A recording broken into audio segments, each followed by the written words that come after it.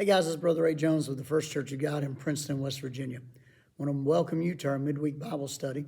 Thank you for taking time out of your busy schedule to be a part of this time of online learning and growing together. I am grateful that you're being a part of my spiritual development and that I get to be a part of yours as well. If you have your Bibles, I want you to look with me in the book of 2 Kings, the 3rd chapter. We're going to continue our study in the life of Elisha.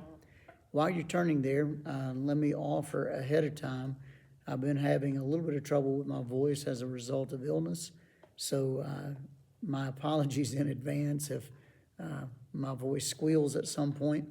No, I'm not going through puberty. That was a long time ago for me, and don't think I'm going through it again. But anyway, bear with me tonight, and thank you in advance for your understanding of that.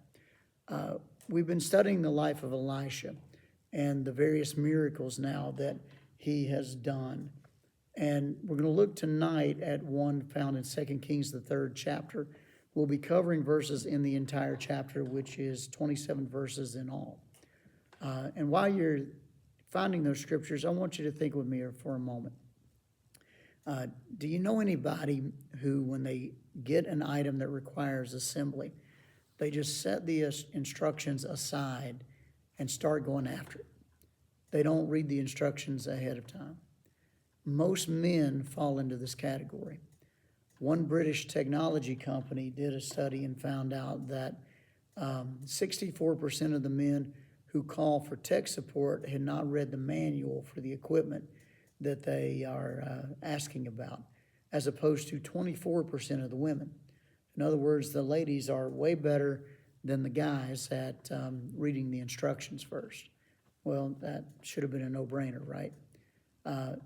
That being said, most of us do pick up the instructions later after realizing that we need help.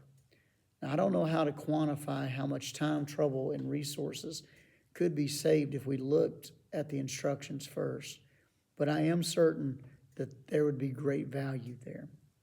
So if you decide to tackle a do-it-yourself project without looking at the instructions, that's your prerogative. But the problem comes in when you make significant decisions without talking to God first. James warns us about this in James, the 4th chapter, verses 13 through 16. And Jehoram, Jehoshaphat, and the king of Edom learned the hard way that James was right. Well, we're going to take a closer look at that as it's found. That story is found in 2 Kings 3.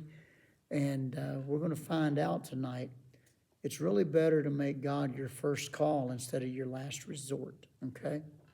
So if you were to read in 2 Kings chapter 3, you'll find out as you begin that chapter that Jehoram has become king of Israel.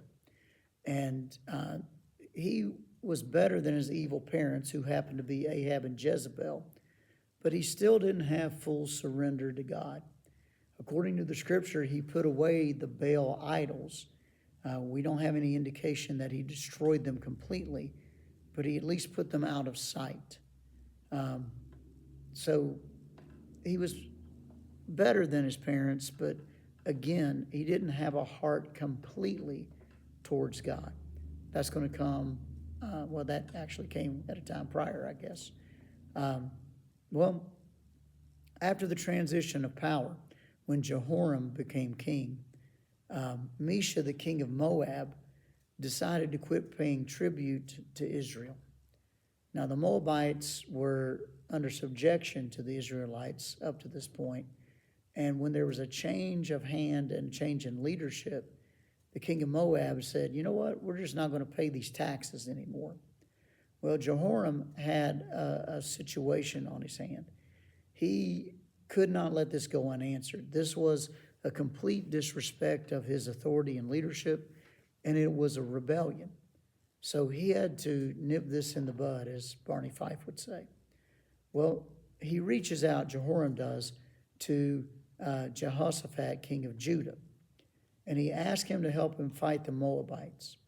And Jehoshaphat agreed, and they go on and compel the king of Edom to join their ranks. So they're going to have a coalition, and they're going to join together in this military conflict against the Moabites and put the Moabites in their place, basically, and say, hey, you're going to start paying tribute again. But they soon found themselves in a really big predicament. And let's pick up the story in 2 Kings 3, beginning at verse 9. So the king of Israel went with the king of Judah and the king of Edom, and they marched on that roundabout route 7 days. And there was no water for the army, nor for the animals that followed them. And the king of Israel said, Alas, for the Lord has called these 3 kings together to deliver them into the hand of Moab. So look at what's going on here. They get to a point where they're going out to battle, and they take a little bit of a divergent route. They go a little bit of taking the long way, thinking that was the better way to go for their strategy. And they probably anticipated there being water there, but when they got there, they figured out there was no water. Well, that's a problem. We've studied earlier in the life of Elisha that he had to deal with a situation where he was at a place where there was plenty of water, but it was unhealthy. It was killing people. And water is life, okay? And if you're going to go to battle, you got to have a healthy army, and part of having a healthy army is keeping them hydrated. Plus, you have to keep all of those animals hydrated that are just carrying all the equipment. Well, they get there and there's no water. And we find out this is really a predicament of their own making. Now, they might have thought there was going to be water there, but they made a pretty big assumption. They probably should have looked ahead to make sure there was going to be water there. And then they start blaming God. Jehoram says, you know what? God brought us here to deliver us into the king of Moab's hand. Well, wait a minute. They haven't even talked to God about this whole thing. Take note of that. They kind of took it upon themselves. Jehoram took it upon himself to go and do this deed. There's no recording up to this point in the story of him talking with God about anything. But when things go wrong, he wants to blame God for the problems. How human is that, okay? I would ask for a show of hands of how many of us may have been guilty of that, but I'd have to be the first one to raise my hand, okay? So I won't ask you to raise yours. Well, it's at this point they decide to reach out for the instructions, okay? Let's pick it up in 2 Kings chapter 3, beginning at verse 11. But Jehoshaphat said, Is there no prophet of the Lord here that we may inquire of the Lord by him?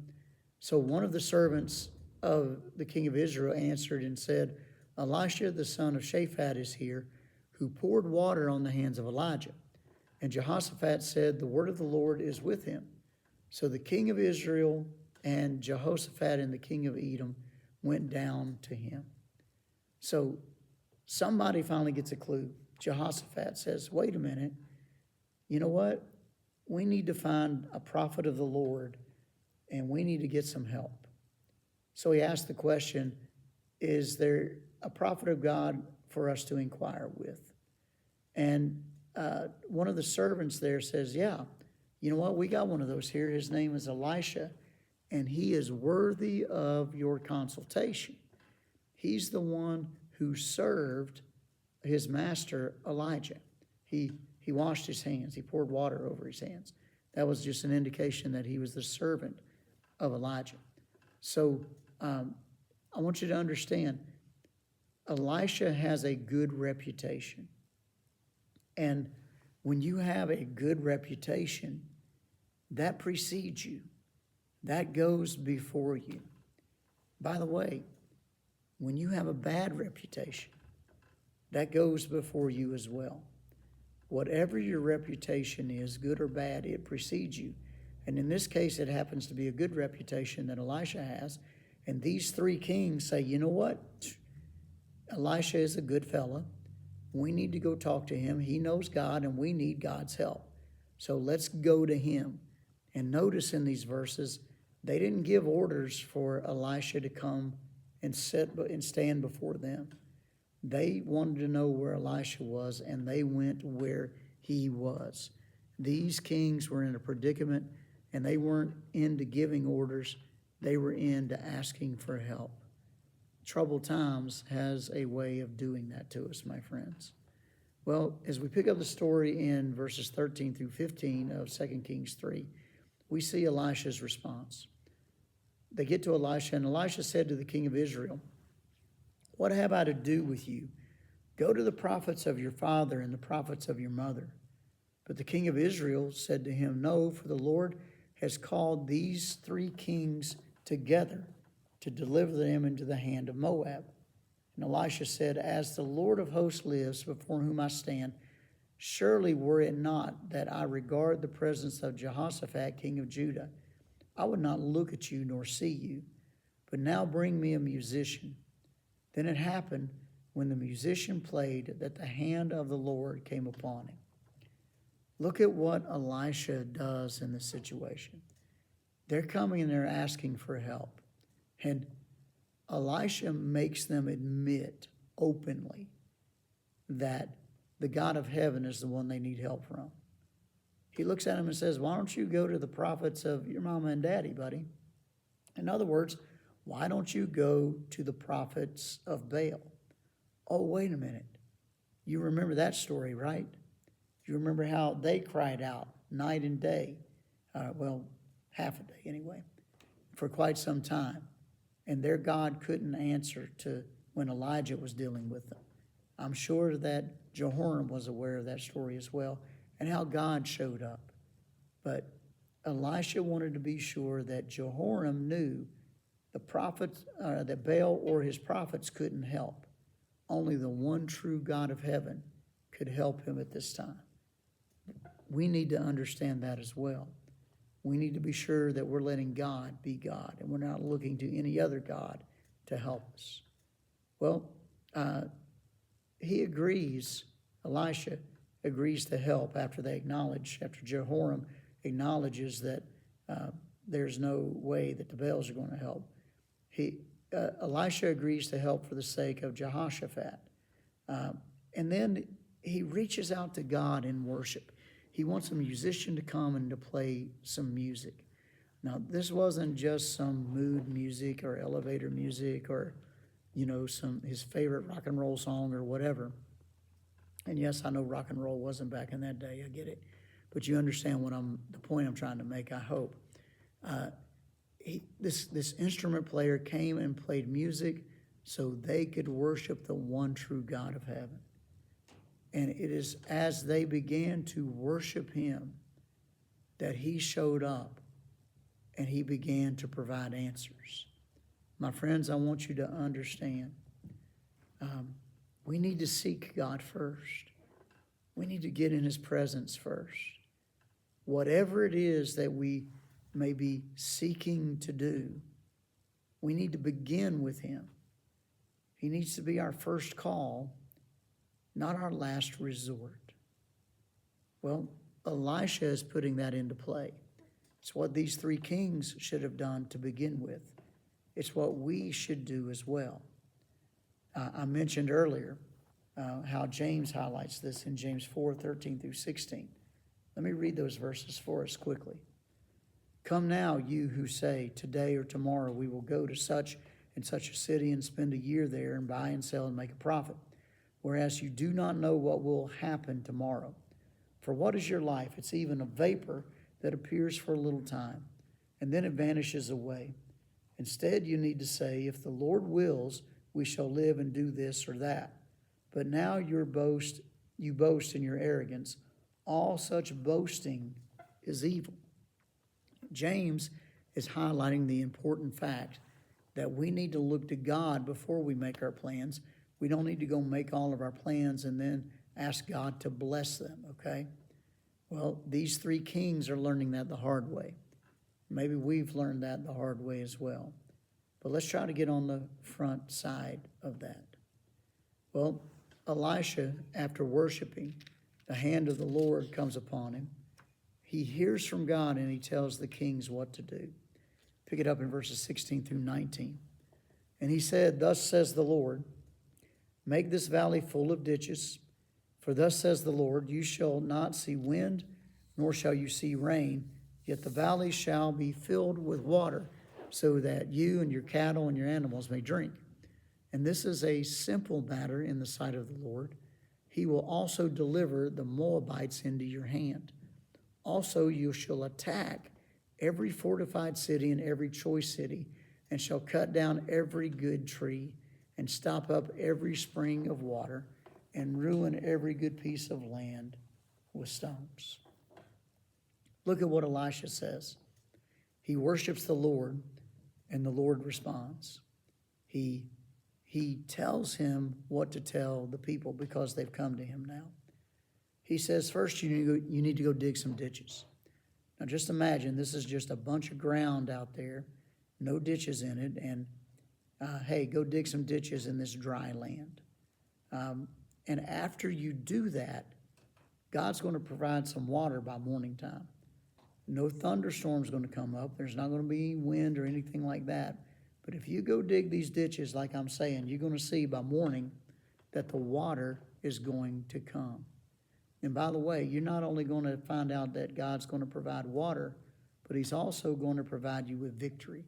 You're not going to be handed over to the king of the Moabites. You're going to defeat the king of the Moabites, all right? So this is a favorable answer, definitely. But note this, these guys had to go do some work. They had to do their part. Now listen, we need to seek God first. But God doesn't do all of our work for us. He works on our behalf, and he does some things that only he can do. But there are some things that he's trusting us to do, and us alone. So we need to be careful to do our part. They had to do their part. We've got to do ours. Well, if you were to read through the next about 5 or 6 verses, 2 Kings 3:20 through 25, you'll find out God does indeed answer. The water came during the morning sacrifice.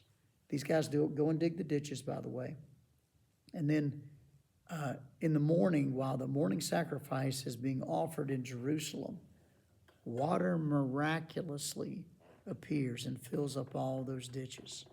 And that water is beautiful and clean, and it can be used for them to drink and for their service animals, for their load animals, their cattle to drink. Well, while they're drinking in all of this great water that they desperately need, the Moabites over on the other side see this water from a distance, and while the sun is rising and hitting on it, the water looks like blood everywhere. And the king of the Moabites begins to think, you know what? Those 3 kings that were coming against us and their particular armies, they've got mad at each other, and they've been fighting each other, and there's been internal strife, and they've killed one another, so much so that the blood has just filled that whole area. The king of Moab had no reason to believe that was a bunch of water. He probably knew there wasn't any water there, at least before God moved and miraculously provided water because Elisha reached out to him. Well, the Moabites wrongly assume what's happened, but then they come in to take the spoils. They come in to think, man, this is going to be great. We thought we were going to have to go to battle. All we have to do now is to go in and have a cleanup mission and just collect all the stuff that we want that's left over from these other 3 groups fighting. Well, when they go in to do that, they are unsuspecting of the fact that those 3 armies who come together to unite are ready to attack them. And that is exactly what happens. And because the Moabites are caught off guard, they are very soundly defeated. They are sent running for their lives. God gave the victory. Now, I want to highlight in the last 2 verses of this chapter what is a very despicable postlude to this entire story. Let's look there quickly, and then we'll close out. 2 Kings 3, verses 26 and 27.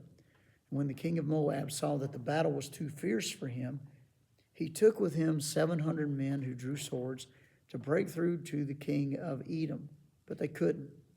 Then he took his eldest son, who would have reigned in his place, and offered him as a burnt offering upon the wall. And there was great indignation against Israel. So they departed from him and returned to their own land. Look at what's going on here. Mesha, the king of Moab, realizing that he's in over his head, gets 700 trained soldiers, and he tries to break through in the area where the king of Edom is doing his thing. I guess they thought the king of Edom was their best chance of getting out, breaking through those lines. Well, it turns out they couldn't do that. So after a lack of success in trying to escape, Mesha, in front of God and everybody, takes his son and sacrifices him to his pagan god. He does this in a location evidently under guard enough to where he can get this deed done, to where everybody sees what's going on. And this act was horrible. It was sinful. It was ridiculous. It was gross. Who in their right mind would do such a thing? Well, that's what this pagan king did, thinking that his God would somehow be appeased. But the people of God and their coalition, they were so disgusted by this that they see this horror and they go home, according to these verses. So this was a victory for God's people, but it was unfortunately a partial victory. So please take note of that. God did provide water. God did provide victory.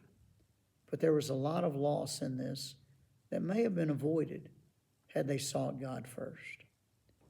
So as we close this out tonight, here's what I want us to see. This story, more than anything else, teaches us that we need to make God our first call instead of our last resort. God needs to be first in our lives. And some of the ways that we make him first in our lives is we just, having received his forgiveness and we've put our faith in him, we give him the first hour of our day. Get up first thing in the morning, spend time with him, reading his word and praying. We need to give him the first day of the week. And by that I mean Sunday. Sunday is the day that we worship as Christians now because it commemorates the day that Jesus raised from the dead. Well, Sunday, we ought to gather up with God's people, giving God that first day. And no, it doesn't take a full 24-hour day. I know that. But we ought to gather up with God's people on Sunday and worship together, honoring him. That's one of the ways we can show that we've got God first in our lives. We need to give him the first fruits of our resources. When God talks about supporting his work on earth with our financial resources, he says, bring the first fruits of the offering. Before we pay any other bill, so to speak, we ought to take the resources that God's blessed us with and give that to the church we worship at. Give that to God's service, to God's service through the local church. Now, there are many other ways that we can show that God is first in our lives, the most important being living in obedience to his word day in and day out. But here are some other ways that help with that. Again, give him the first hour of the day, the first day of the week, and the first tenth of our resources. At the end of the day, here's what we need to remember. We need to make God our first call and not our last resort. Before we go to plan, before we go to war, so to speak, we need to seek the Lord. In seeking him first, we may avoid a whole lot of trouble. It's kind of reading the instructions before we just tear into it and think, you know what, I know how to do this myself. I'm going to do it the way I want to do it. And then 3 hours later, think, okay, maybe I ought to get those instructions out and look at them. Oh, my friends, God is worthy of being our first call. We don't need to make him our last resort. Now, as you hear this, just let me acknowledge, I know God's come in as our last resort before, and he may do that again. But here's what would be way better. Let's make him our first call and not have to worry about making him our last resort. Okay? Hey, thank you for your time tonight. God bless you. I hope you have a wonderful evening.